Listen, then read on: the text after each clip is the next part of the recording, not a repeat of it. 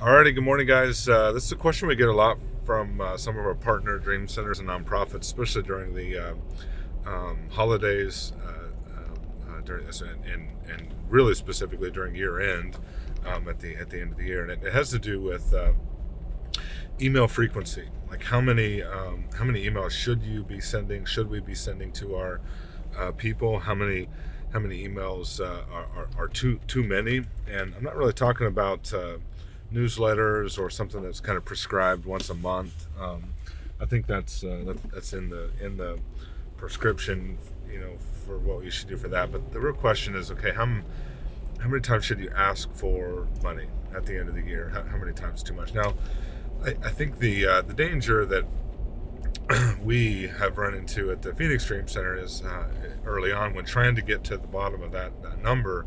One of the dangers we've had is that we approached it from our own personal bias, our own sense of how many is too many. Like, how many emails are we frustrated with? And the problem with that is a lot of us are terribly busy, and we get a lot of emails. Like, we get a lot of emails. So the problem comes when we're thinking that because we get too many emails, well, everybody else must feel like they get too many emails. And the real problem is not too many emails.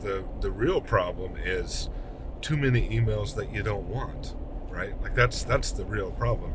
And so the question then for your base, for your list, is, do they want your emails? So we ran, over the last 6 months, we've been running a test, a sort of sign up test, and I highly encourage this if you're able to do it. Most software that you use, even some of the cheaper softwares like or the cheaper systems like MailChimp, most of them will allow you to do something similar to this. And so what we did is, when someone signs up to one of our lists to learn more about human trafficking or something similar, we give them the option. We started with three options as far as email frequency. We let them tell us how many is too many, how many is not enough. And so we had three options. Option one was, do you want to receive an email from us every couple weeks, so twice a month? And again, this was for a human trafficking list. So this is people who are signing up for guides, signing up to learn more, signing up to help, signing up to volunteer in that area of human trafficking. We asked people, do you want to receive an email twice a month? Which I thought was the clear winner. I thought that's the frequency everybody wants. That's how I like to receive my information. And then option number two was, do you want to receive an email once a week? That was option number two. With this information. Then option number three was, do you want to receive an email every couple days? So sometimes, depending on where Monday or where the weekend falls in their sign up, it might be every 2 days. Sometimes it might be every 3 days, but every couple days, what we said. So shockingly, I was shocked to see this. So now we're 6 months into this. A few thousand people have signed up using this prescribed method, and here's the data. Here's the raw and dirty data. So the one I thought was the clear winner, every 2 to 3 weeks, only 15% of those few thousand people, 15% of them said, just email me every couple weeks. 15%. And so then another 35% said, email me every week.